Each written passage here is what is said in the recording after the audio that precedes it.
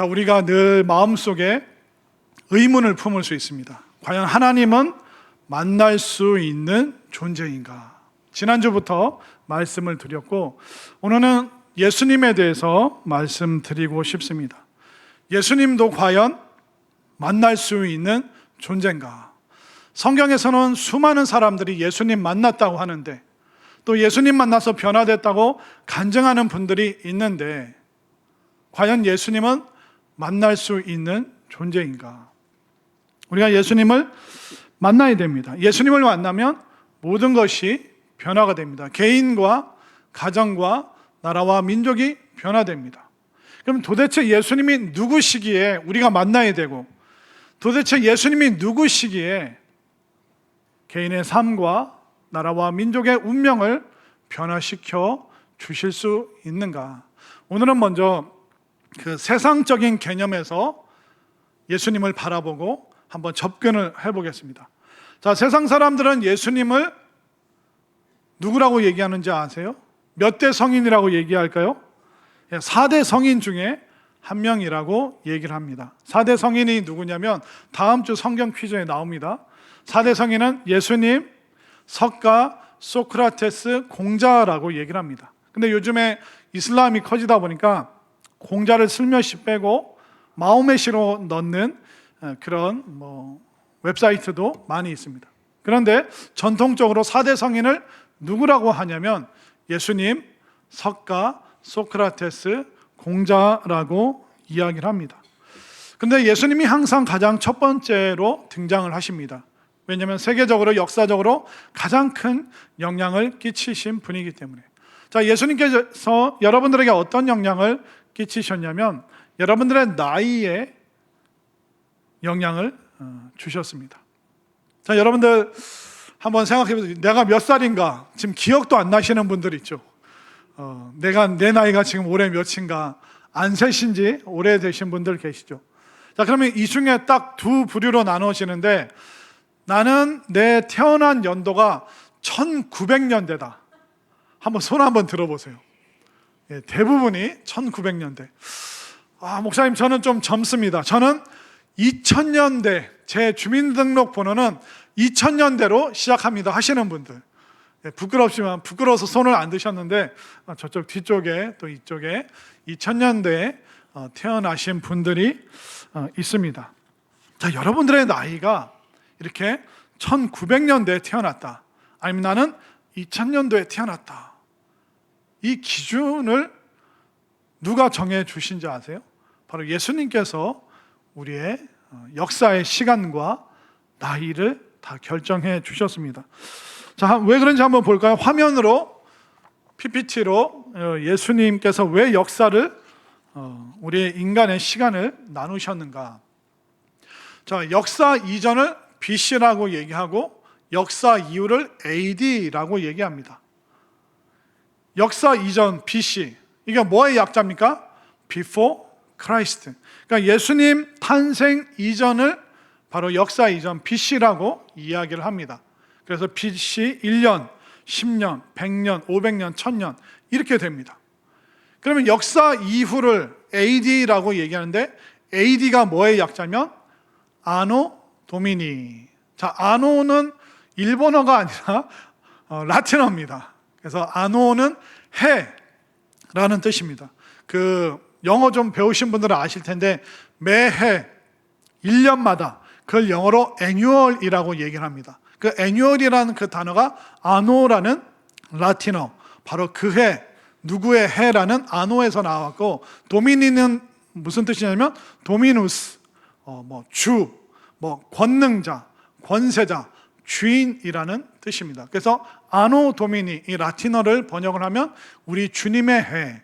그래서 우리 주님께서 태어나신 그 해를 기준으로 해서, 예수님께서 이 땅에 오신 것을 그 시간을 기준으로 해서 그 이후를, 예수님 이후를 우리 주님의 해라고 해서 AD, 아노 도미니라고 이야기를 하자. 이것이 바로 전 세계의 기준이 되었습니다. 사실 모든 나라와 모든 민족은 나름대로의 역사와 또 어떤 시간의 기준이 있습니다. 그런데 모든 나라는 자신의 나라가 시작된 그 해를 기준으로 하죠. 여러분들 옛날에 고려 시대가 있었죠. 그리고 조선 시대가 있었습니다. 자, 조선 시대가 시작되면서 고려 몇 년을 가지고 옵니까? 아니면 조선 나름대로 새로운 해를 시작을 합니까? 새로운 해를 시작을 하죠. 왕조가 바뀌었기 때문에 고려를 더 이상 치지 않습니다. 그래서 조선이 시작하면서 조선 1년, 조선 2년, 그러니까 그 전의 역사를 인정을 하지 않죠. 그런데 희한하게도 모든 세계가, 모든 나라가 기준을 통일을 했습니다. 역사와 시간과 그 해, 그 연도의 기준을 통일해 버렸습니다. 모든 나라가 이 기준을 씁니다. 바로 BC와 AD라는 기준, 바로 예수님의 이 땅에 오심, 예수님의 탄생을 기준으로 해서 모든 역사를 우리 여기에 맞추자. 그래서 우리는 지금 예수님의 시대, 예수님께서 다스리시는 그 왕의 시대를 모든 나라가 그 시간대를 사용하고 있습니다.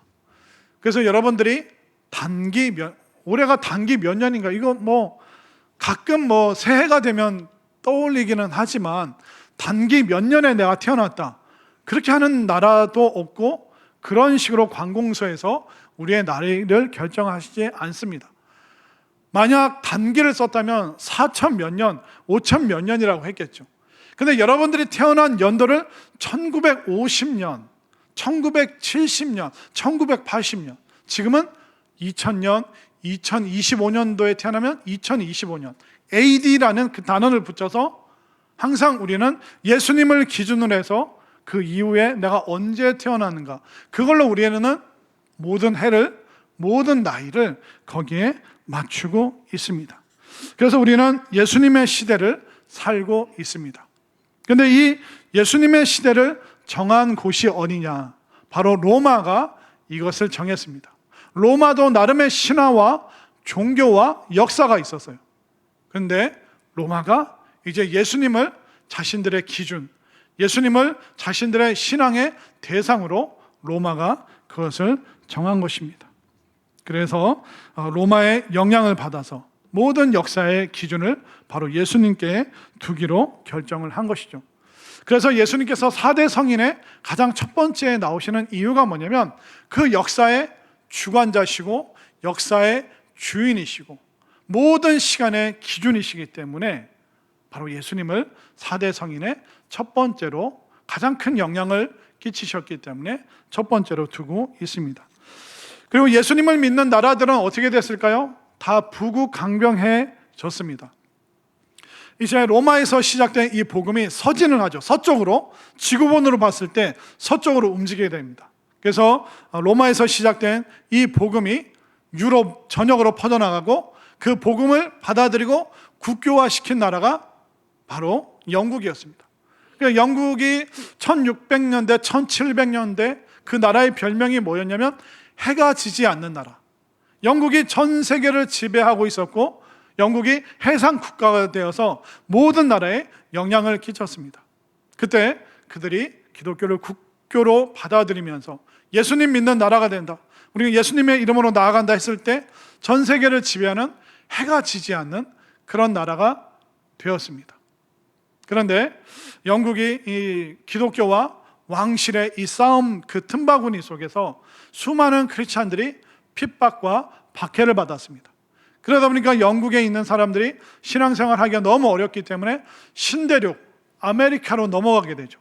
그러니까 영국 사람들이 아메리카로 넘어가니까 유럽에서 믿음으로 인해, 예수님으로 인해 박해받는 사람들이 다 아메리카 대륙으로, 미국으로 넘어가게 됩니다. 그때 유럽에서 아메리카로 넘어간 그 성도들을 청교도, 퓨리탄이라고 얘기합니다. 그 청교도들이 미국 가서 가장 먼저 한 게 뭔지 아세요? 교회를 세우고 학교를 세우고 그 다음에 집을 만들었습니다. 신앙과 교육과 가정의 화목함, 이 가치를 가지고 우리가 이 땅에서 새롭게 교회를 세우고 신앙의 공동체가 되리라, 그렇게 결단한 나라가 미국. 그래서 그 믿음으로, 신앙으로, 예수님으로 시작한 나라가 미국이죠. 그래서 미국은 그 대통령이 취임할 때 믿는 사람이든 믿지 않는 사람이든 다 성경에 손을 올리고 선서를 합니다. 그리고 미국은 당대 가장 영향력을 많이 끼치는 목사님이 와서 그때 축복 기도를 받는 나라가 바로 미국입니다.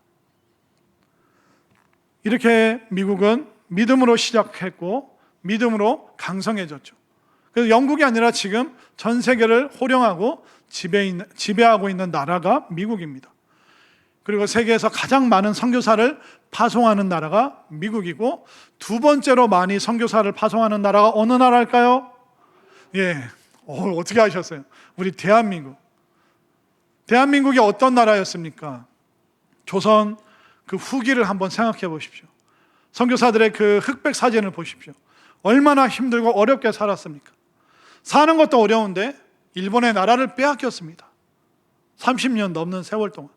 그래 조금 평안할까 했더니 나라가 동족상잔의 비극이 6.25 전쟁이 일어나게 되고, 완전히 폐허, 아무것도 없는 나라, 소망과 희망이 없는 나라. 그러나 그때 우리 선조들이 뭘 잡았습니까? 믿음을 붙잡았죠. 십자가를 붙잡고 기도하기 시작했습니다. 하나님, 이 나라를 불쌍히 여겨 주십시오. 우리 자식들 먹고 살 것도 없습니다. 우리 자식들 살려주십시오. 믿음의 선조들이 기도하면서 이 나라가 지금 어떻게 됐습니까? 군사력으로는 세계 5번째예요. 경제력으로는 세계 10번째입니다. 200개 나라 중에서 가장 가난했던 그 나라가 예수님 믿고 예수님 붙잡고 핍박과 어려움과 박해가 있었지만 그 믿음 붙잡고 여기까지 오니 바로 주님께서 이 나라를 후진국에서 선진국으로, 또 예수님 믿는 나라마다 정말 풍요로움과 은혜를 충만하게 바로 예수님께서 베푸심을 믿으시기를 바랍니다. 또 예수님은 누구실까요?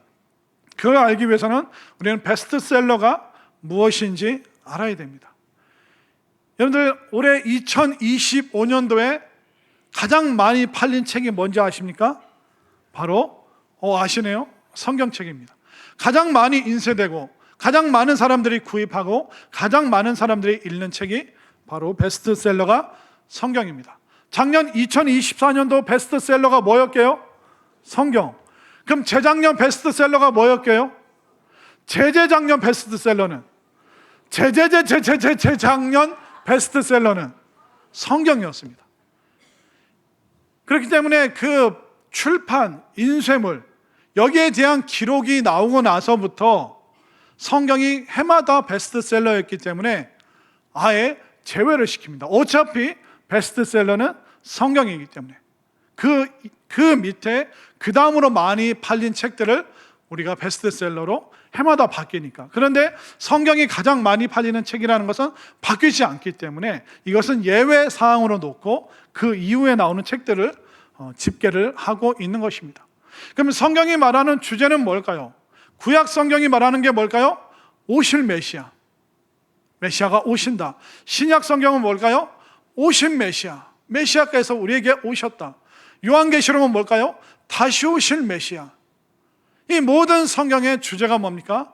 바로 예수님에 대한 이야기가 바로 성경의 이야기고, 성경은 세상 모든 사람들이 가장 많이 읽는 바로 베스트셀러라는 것입니다. 그런데 이 신앙을, 이 믿음을, 성경을 포기하기 시작하잖아요. 교회를 포기하기 시작하잖아요. 그러면 그 부국강병했던 선진국이 어떻게 될까요? 후진국이 될 수밖에 없습니다. 최근에 여러분들 그 뉴스로 나오는 게 뭐냐면 영국 사람들이 못 살겠다라고 말합니다. 영국이 후진국이 되어가고 있다. 아이들 급식 주는 것도 힘들다고 말해요. 프랑스가 어떻습니까? 프랑스가 지금 매일매일 데모를 일으킵니다. 막 불 태우고 자동차를 태워버리고 마크롱 총리 내려와라, 다 사퇴해라. 지금 프랑스 사람들도 못 살겠다, 그렇게 말하고 있습니다. 아니, 해가 지지 않는 나라였던 영국이 왜 이렇게 쇠퇴했을까요? 그들이 교회를 포기했습니다. 믿음을 포기했습니다. 영국에서부터 수십 년 전부터 교회를 팔아먹습니다. 그래서 교회를 박물관으로, 예배드리는 장소가 아니에요. 교회를 누가 샀는데 그 교회를 리모델링해서 술집으로 사용하고 있다는 거. 여러분들 심심치 않게 이런 얘기 들었고 이런 다큐멘터리 뉴스 많이 보셨을 겁니다. 그들이 교회와 신앙과 예수님을 포기하면서부터 영국이 선진국 대열에서 후진국이 되어가고 있습니다. 프랑스 파리 올림픽 작년이었나요? 제가 정확히 기억이 안 나는데 얼마 전에 파리 올림픽을 했을 때 끔찍한 일이 있었습니다. 그 일이 뭐냐면 파리 올림픽 개막식 때 쭉 그 프랑스 사람들이 이렇게 행진을 하잖아요. 근데 행진하는 그 주제 중에 하나가 뭐였냐면 예수님의 최후의 만찬, 그 무대를 꾸몄는데 최후의 만찬 나오는 등장인물들을 다 동성연애자로 분장을 시켜가지고 아주 기괴한 모습으로 프랑스가 파리 올림픽을 개최했습니다. 그때 한동안 이슈가 되었죠. 근데 만약 이슬람의 마호멧을 그렇게 우스꽝스럽게 하면요, 프랑스 아마 난리 났을 겁니다. 그나마 기독교니까, 교회니까 그걸 참고 그냥 넘어간 거죠. 그렇게 예수님에 대해서, 신앙에 대해서, 믿음에 대해서 조롱하던 그 나라가 어떻게 됐습니까? 영국 따라서 후진국이 되고 국민들이 못 살겠다, 죽겠다 하는 그런 나라로 지금 전락하고 있는 것입니다. 예수님을 취하고 예수님을 택할수록 더 강해지는 나라, 그러나 예수님을 버릴수록 더 약해지고 가난해지고 국민들이 고통을 받는, 이것이 역사적인 통계입니다. 이 내용을 우리가 절대로 무시할 수 없는 것이죠. 왜냐하면 예수님은 역사의 주인이신데 그 역사의 주인이신, 시간의 주인이신 그 예수님을 배척하니까, 예수님을 배척하니까 역사의 뒤안길로 그들의 시간들은 점점 후퇴하고 있는 것입니다. 예수님은 도대체 누구실까요? 예수님을 4대 성인과 한번 비교를 해볼까요?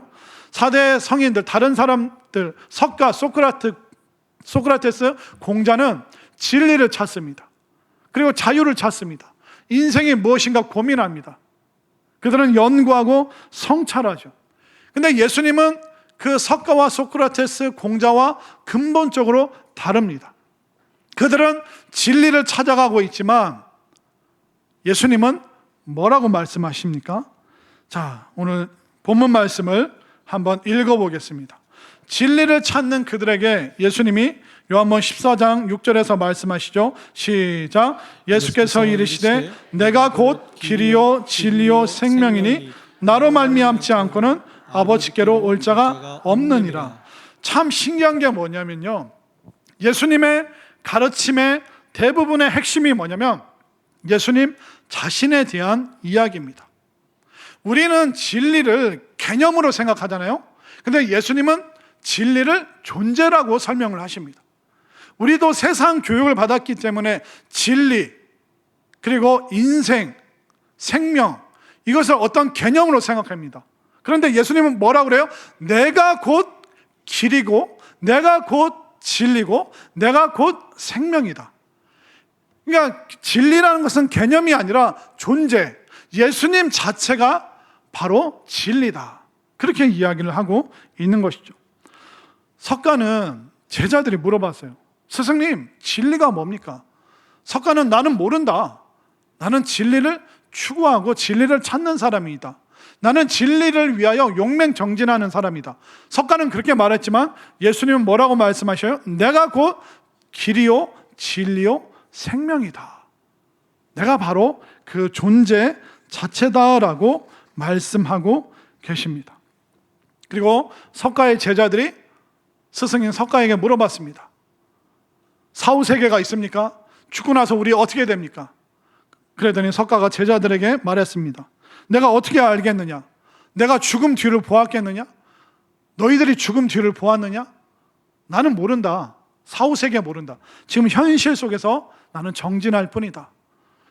공자의 제자들도 물어봤어요. 공자님, 귀신이 있습니까? 영의 세계가 있습니까? 사후세계에 있습니까? 공자가 제자들 혼냈어요. 이놈들아, 지금 살고 있는 세상도 다 설명을 못하는데 귀신을, 영을, 사후세계를 어떻게 내가 설명할 수 있겠느냐? 지금 우리가 발을 딛고 있는 이 세상도 다 설명할 수가 없는데. 그래서 불교에는 사후세계가 없습니다. 그런데 불교는 윤회론이 있죠. 윤회설이 있죠.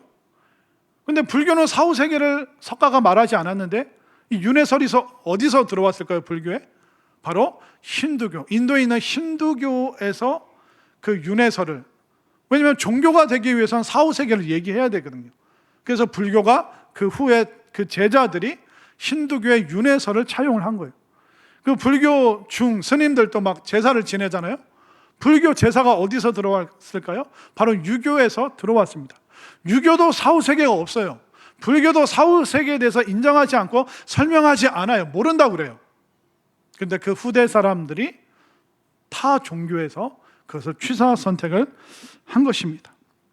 석가도 모른다고 그래요. 그리고 공자도 사후세계 모른다고 그래요. 소크라테스는 나는 모른다. 나는 진리를 모른다. 아예 나는 모른다. 나는 내가 모른다는 것을 안다라고 말했더니 4대 성인 중에 하나가 되었어요. 그러니까 석가나 소크라테스나 공자가 하는 얘기가 다 뭐냐면 물은 물이요, 남자는 남자고 여자는 여자다. 여기까지밖에 설명을 못한다는 거예요. 진리를 추구하고 진리를 찾고 있지 우리는 모른다. 그러나 예수님이 뭐라고 그래요? 뭐라고 말씀하십니까? 내가 곧 길이요 진리요 생명이니. 예수님은 그것을 다 가지고 계시다라고 말씀하고 있는 것이죠. 한번 볼까요? 요한복음 3장 12절과 13절. 12절을 제가 13절을 여러분들이 내가 땅의 일을 말하여도 너희가 믿지 아니하거든 하물며 하늘의 일을 말하면 어떻게 믿겠느냐. 하늘에서 내려온 자 곧 인자 외에는 하늘에 올라갈 자가 없느니라. 그러니까 바리새인들에게 말씀하시는 거예요. 아무리 대단한 위인들도 종교적인 열심이 있는 사람도 땅의 일도 하늘의 일도 다 모른다. 설명할 수 없다. 그러나 하늘에서 내려온 자 바로 예수님께서는 땅과 하늘의 일을 다 아신다. 그걸 다 설명하실 수 있다라고 이야기를 하시는 겁니다. 또 한번 볼까요? 요한복음 10장 28절 말씀 시작. 내가 그들에게 영생을 주노니 영원히 멸망하지 아니할 것이요 또 그들을 내 손에서 빼앗을 자가 없느니라. 아멘인가요? 예수님이 뭐라고 말씀하십니까? 내가 그들에게 무엇을 주노니? 영생을 준다. 그러니까 예수님이 영생을 주신다는 것은 영생을 안 가지고 있다는 거예요? 가지고 계시다는 거예요? 가지고 계시다는 거예요. 석가와 소크라테스와 공자에게는 영생이 없어요. 그들은 없으니까 준다라는 말을 못하죠. 그러나 예수님은 영생하시는 존재이기 때문에 영생을 가지고 계시기 때문에 내가 너희들에게 영생을 주노라. 가지고 계시니까 영생을. 그러나 타종교나 사이비 이단들에게는 영생이 있을 수가 없습니다. 그나마 석가나 소크라테스나 공자는 솔직하기 때문에 양심적이기 때문에 우리는 진리를 모른다. 우리는 사후세계도 모른다. 우리는 영생에 대해서 생명에 대해서 설명할 수 없다. 그냥 그것을 연구하고 추구할 뿐이다. 솔직하기나 했죠. 그러나 이단 교주들 그들에게 영생이 있습니까? 이만희 씨가 영원히 살까요? 언젠가는 죽죠. 제가 조문은 갈 수가 없죠. 안상홍 증인회 있죠. 안상홍이라는 사람을 재림 예수로 믿는 사람들이 있어요. 하나님의 교회라고 하잖아요. 그런데 안상홍 그 사람이 죽었는데 살아났을까요? 영생하지 않았습니다. 안타깝게도 안상홍 씨 본인이 재림 예수라고 했는데 1988년 부산에서 국수 드시다가 체해서 돌아가셨어요. 아직 살아나지 못했습니다. 영생을 줄 수 없어요. 사이비 이단 교주들. 요즘 한창 시끄럽죠. 통일교 문성명 돌아다가 가신 지 꽤 됐죠. 다시 살아나오셨나요? 그런 일 없습니다. 오직 영생은 누가 가지고 계십니까? 예수님. 예수님께서 십자가에서 우리 위해서 죽으시고 3일 만에 부활하셨죠. 부활하신 것을 많은 사람들이 보았습니다. 그 40일 동안 예수님께서 본인의 몸을 보여주셨습니다. 그 제자들이 보는 앞에서 들림받아 올라가셨습니다. 여러분들 유럽 사람들은요, 서양 사람들은 눈에 보이는 거, 확실한 거, 증명되는 거 그것만 믿어요. 그 유럽 사람들의 그 개념이 어디서 나왔느냐? 로마 사람들에게서 나온 거예요. 로마의 법과 정치제도, 군사력 이것을 그대로 따라한 사람들이 유럽 사람들이에요. 그러니까 로마 사람들이 보통 사람들이 아닙니다. 전 세계를, 유럽을 1000년 동안 1000년 왕국으로 지배한 사람들이 로마 사람들이에요. 나름의 역사와 종교와 가치관을 가지고 있었는데 그들이 결국은 예수님 앞에 굴복할 수밖에 없었어요. 그래서 그들은 분명한 역사적 사실, 그러니까 이순신 세종대왕보다 더 분명한 역사적 사실로 예수님께서 이 땅에 계셨고, 그리고 그 로마 법정에서 신문을 받으셨고, 그런데 그 예수님께서 진짜 죽으신 지 3일 만에 살아나신 그 증인들, 증거들이 그들이 부정할 수 없을 정도로, 덮을 수 없을 정도로, 그들의 입을 막을 수 없을 정도로 수많은 증인들과 증거들이 있었기 때문에 로마도 예수님 앞에 두 손 두 발 다 들 수밖에 없었고, 예수님을 역사의 시간의 기준으로 우리가 하자. 그리고 우리는 로마는 이제 1000년 왕국인 로마는 기독교 국가로, 로마를 이제 기독교 국가로 바꾼다. 예수님을 우리 삶의 주인으로, 매 해마다 예수님을 우리의 주인으로 우리가 삼는다. 그래서 AD, 아노 도미니라고 이야기를 하자. 이것을 모든 유럽 사람들이 다 인정을 하는 거예요. 왜? 예수님은 너무나도 분명한 역사적인 사실이고 사건이기 때문에. 그래서 다른 종교에는 없어요. 부활절은 누구에게만 있어요? 기독교에만 있어요. 왜냐하면 다른 종교는 죽은 자의 무덤을 숭배하잖아요. 석가의 무덤을 탑으로, 뼈를 다 쪼개서 탑으로 이제 분산을 시켰잖아요. 그러니까 탑을 도는 종교가 죽은 자의 뼈를 숭배하는 게 바로 불교죠. 그리고 유교도 어떻습니까? 공자의 큰 묘를 만들어서 그 묘를 숭배하고 있습니다. 근데 우리는 절하고 제사 지낼 무덤이 없어요. 예수님의 무덤이 없어요. 이거 역사적인 사실이잖아요. 우리는 전 세계 어디에서나 성령으로 임재하시는 그 예수님을 예배할 수 있는 그 은혜를 우리가 누리고 있음을 믿으시기를 바랍니다. 심지어 예수님은 당신 자신을 바로 하나님의 아들이다라고 말씀하고 계십니다. 자, 화면으로 요한복음 10장 31절부터 33절, 제가 한 절, 여러분들이 한 절 있습니다. 유대인들이 다시 돌을 들어 치려 하거늘 예수께서 대답하시되 내가 아버지로 말미암아 여러 가지 선한 일로 너희에게 보였거늘 그 중에 어떤 일로 나를 돌로 치려 하느냐? 함께 읽겠습니다. 유대인들이 대답하되 선한 일로 말미암아 우리가 너를 돌로 치려는 것이 아니라 신성 모독으로 인함이니 내가 사람이 되어 자칭 하나님이라 함이로라. 이제 예수님께서 당신 자신을 하나님이라고 이야기를 하고 있습니다. 그럼 성경은 예수님께서 하나님의 아들이시다, 하나님이시다 라고 말하고 있는데, 다른 부분에서는 뭐라고 설명하고 있을까요? 자, 요한복음 1장 1절로 가봅니다. 요한복음 1장 1절 시작. 태초에 말씀이 계시니라. 이 말씀이 하나님과 함께 계셨으니 이 말씀은 곧 하나님이시니라. 자, 여기에 말씀이 등장하는데 이 말씀, 로고스가 누구시냐면 예수님이에요. 그래서 요한복음을 읽을 때 말씀이나 그라는 표현은 예수님으로 번역해도 됩니다. 자, 요한복음 1장 1절의 말씀을 제가 예수님으로 바꿔서 읽어볼게요. 태초에 예수님이 계시니라. 이 예수님이 하나님과 함께 계셨으니 이 예수님은 곧 하나님이시니라. 그러니까 성경의 다른 부분에서 예수님을 하나님으로 증명하고 있죠. 자, 요한복음 1장 14절. 자, 말씀과 그라는 표현이 나오면 예수님으로 바꿔서 읽습니다. 요한복음 1장 14절 다 같이 시작. 예수님이 육신이 되어 우리 가운데 거하심에 우리가 예수님의 영광을 보니 아버지의 독생자의 영광이요 은혜와 진리가 충만하더라. 예수님이 육신으로 이 땅에 오셨고 예수님의 영광을, 그 영광은 아버지의 영광이다. 자, 요한복음 1장 1절부터 3절까지 다시 한번 말씀을 예수님으로, 글을 예수님으로 함께 읽습니다. 시작. 태초에 예수님이 계시니라. 이 예수님이 하나님과 함께 계셨으니 이 예수님은 곧 하나님이시니라. 예수님이 태초에 하나님과 함께 계셨고 만물이 예수님으로 말미암아 지은 바 되었으니 지은 것이 하나도 예수님이 없이는 된 것이 없느니라. 요한복음 1장 10절부터 12절 그를 예수님으로 바꿔 읽습니다. 시작. 예수님이 세상에 계셨으며 세상은 예수님으로 말미암아 지은 바 되었으되 세상이 예수님을 알지 못하였고 자기 땅에 오매 자기 백성이 영접하지 아니하였으나 영접하는 자 곧 예수님의 이름을 믿는 자들에게는 하나님의 자녀가 되는 권세를 주셨으니. 아멘인가요? 예수님을 믿는 자에게는 하나님의 자녀가 되는 권세를 주셨대요. 자, 마지막으로 골로새서 1장 16절.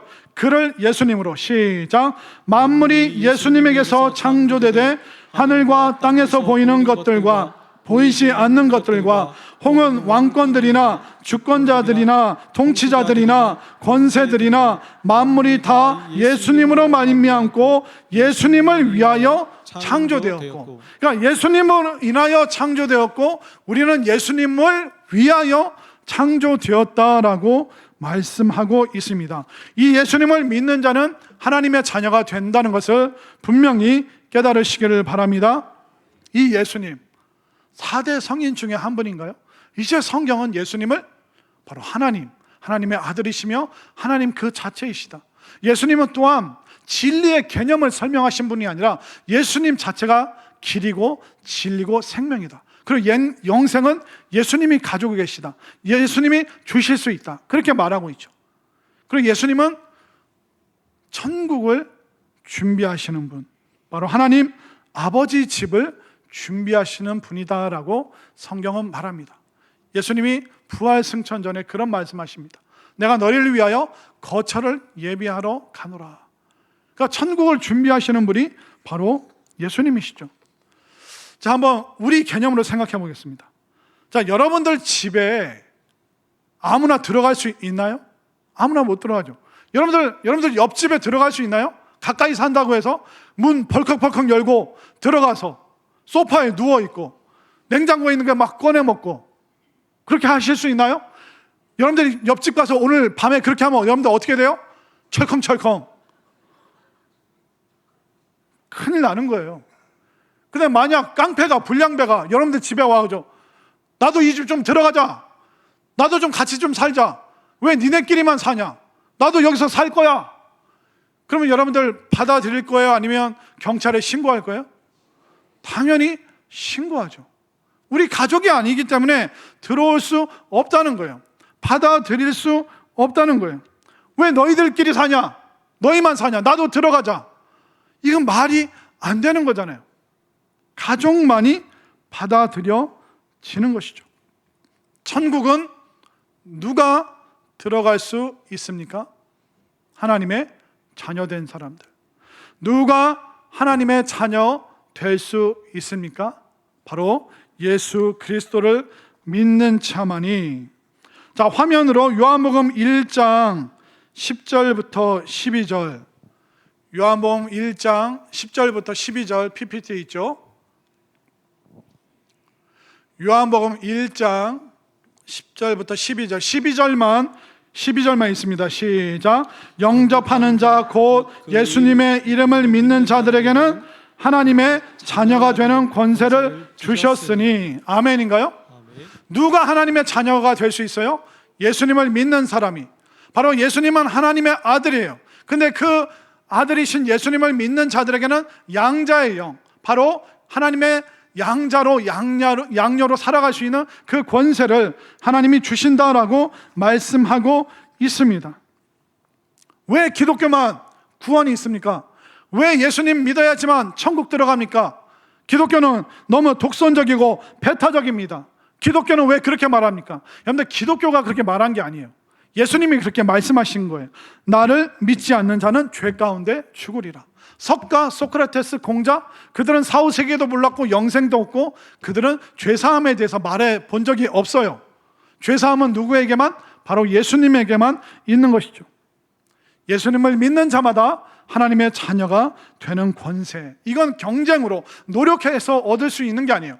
여러분들의 아들과 딸이 될 수 있는 자격이 뭡니까? 경쟁으로 되나요? 그 집안에서 태어나야죠. 내가 100점 맞았으니까 철수 너 비켜, 내가 이 집안에 들어갈 거야, 그거 안 됩니다. 하나님 나라 경쟁으로 열심으로 되는 게 아니에요. 하나님 안에서 태어나는 사람만이, 바로 예수님을 믿는 자만이 하나님의 자녀가 되는 그 특권, 권세. 자녀는 모든 거 누릴 수 있잖아요. 여러분의 자녀들 집에 와서 편하게 누워 있을 수 있잖아요. 샤워도 하고 다 꺼내 먹고, 그리고 집에 갈 때 반찬 다 싸들고 가고. 속상해요? 기뻐요? 좋잖아요. 엄마가 해놓은 거 다 가져가잖아요. 하나도 속상하지 않아요. 근데 옆집에가 와가지고 반찬 내놓으라, 뭐 좀 삶아와라, 뭐 좀 먹을 거 좀 시켜보세요. 그럼 여러분들 누구한테 신고해야 돼요? 네, 경찰에 신고하는 거예요. 가족관계가 아니잖아요. 경쟁으로 혈통을 한 그 어떤 노력을 한 게 아니잖아요. 혈연관계, 그 안에서 태어났기 때문에. 여러분들 예수님 믿으면 하나님 안에서 태어나는 그 생명, 그 영생을 얻는다는 것을 믿으시기를 바랍니다. 이 예수님 여러분들 만나기를 원합니다. 만나기를 바랍니다. 가끔 어떤 분들이 같이 영접기도 하시죠 하면, 저 20년 전에 예수님 영접했는데요. 예전에 성경 공부하면서 영접기도 했는데요, 학생 때. 그러니까 예수님 수십 년 전에 한번 만나고 그 이후에 안 만나도 되나요? 여러분들 좋아하는 가수 있죠? 요즘에 유명한 가수 누가 있어요? 조용필, 이문세. 얼마나 유명합니까? 그럼 요즘 좀 젊은 분들은 누구 좋아하니까 임영웅 좋아하고, 또 뭐 아이돌 가수들 BTS 좋아하잖아요. 여러분들 임영웅 콘서트 갈 수 있으면 한 번만 딱 가고 안 가요? 더 갈 수 있으면 더 보내달라고 그래요? 더 가고 싶잖아요. 한화 야구 경기하는 거 한 번만 보면 되나요? 또 보고 계속 보나요? 계속 보잖아요. 근데 예수님은 왜 한 번 보고 나서 안 보려고 그럽니까? 예수님이 한화, 여러분들이 좋아하는 가수보다 시시한 존재예요? 예수님이 누구라고 말씀드렸습니까? 역사의 주인이라고 말씀드렸잖아요. 개인과 나라와 민족을 변화시킨다고 말씀드렸잖아요. 소망이 없는 나라도 예수님 믿으니까 부국강병하고 후진국에서 선진국 된다고 말하잖아요. 예수님 안에 생명이 있다고 말씀드렸잖아요. 그런데도 예전에 영접 기도 한번 했으니까 됐어요. 저 교회 다니잖아요. 예수님 믿잖아요. 비전 컨퍼런스, 어웨이크, 뭐 성경 공부 안 해도 돼요. 다 해봤어요. 다 가봤어요. 아니, 좋아하는 그 가수 콘서트장을 그렇게 가려고 길을 쓰면서, 야구 경기는 암표를 사서라도 어떻게 해서든 들어가서 막 뛰고 외치고 소리 지르고 막. 예수님 앞에서는 왜 안 그러시냐 말이죠. 예수님이 그렇게 시시한 존재예요? 여러분, 우리가 생명 받은 걸로 끝나면 안 돼요. 여러분들 태어나셨죠? 몇십 년 전에. 그 생명 받았으면 아무것도 안 먹고도 살 수 있나요? 매일 여러분들 밥 먹잖아요. 요즘에 제가 살 뺀다고 한 끼 안 먹고 줄였어요. 그래서 요즘에 하루에 4끼밖에 안 먹어요. 여러분들 생명 부여받은 후에 살라고 뭐 하셨습니까? 맨날 뭐 먹잖아요. 먹어서 살잖아요. 그러니까 예수님은 우리가 알아먹게 비유를 하신 게 뭐냐면, 내가 너희들을 위한 생명의 떡이고 생명의 포도주다. 이거 먹고 마시듯이 살듯이 너희들 매일 나를 영접하고 매일 나를 모셔드려라. 내가 그렇게 너희들의 고백을 통하여 함께 살아가는 거다. 시청각으로 알아듣기 쉽게 다 보여주시잖아요. 그렇게 육신의 생명을 위해서는 아득바득 어떻게 해서든 찾아가서 먹잖아요. 아, 목사님, 그냥 우리는 그냥 교회에서 하는 거, 그냥 목사님이 해주시는 이걸로 그냥 충분해요. 여러분들 엄마가 해준 밥 그거 평생 먹어요? 아니면 외식도 해요? 외식도 하잖아요. 계속 한 식당만 안 가잖아요. 회사에서. 그러니까 식당 바꿔가면서 또 가잖아요. 또 누구는 또 그렇게, 저거 목사님 본인 체면 뭐 교회 부흥하면 목사님만 좋지 우리는 막 주방 들어가서 힘들어 죽겠는데 목사님이 자기 나 세우려고 그러는 거라고. 또 그렇게 말하는 사람들이 있을 거예요. 어느 교회나 다 있어요. 우리는 안 가도 된다고. 우리 예수님 안 만나도 된다고. 옛날에 다 만났다고. 좀 그렇게 못되게 살지 않았으면 너무 못되지 않나요? 아니, 다른 사람은 그렇게 만나려고 하면서 왜 예수님 만나는 자리에 안내를 하는데 왜 이렇게 길을 쓰고 반대를 하실까? 아니, 반대하시는 분은 없지만 왜 동참을 안 할까? 안타까울 때가 많습니다. 여러분들 결단해 보시고 결심해 보시고 좀 전도의 자리도 나오시고 선교지도 한번 가보고 형편 안 돼요. 기도하면서 한번 진행을 해 보자고요. 이 예수님, 우리만 믿으면 안 되잖아요. 이 예수님 전해야 되잖아요. 우리들 안에 불이 없으면 어떻게 힘있게 전하겠습니까? 불이 약하면 딴 데 불 빌려와서 더 크게 우리가 타오르면 되는 거 아니겠습니까? 이 예수님, 개인과 가정과 나라와 민족의 운명을 바꾸시는 이 예수님, 여러분들 만나기 위해서 최선을 다하시길 바랍니다. 콘서트장에, 경기장에, 놀러 가는 거, 맛있는 거 먹으러 가는 거, 커피 마시러 가는 거, 길을 쓰면서 왜 예수님 만나러 가자. 예수님 만나는 거에는 돈과 시간 쓰는 거 그렇게 인색합니다. 저는 여러분들의 마음 가운데 이 말씀을 통해 울림과 회개와 변화가 넘칠 수 있게 되기를 바랍니다.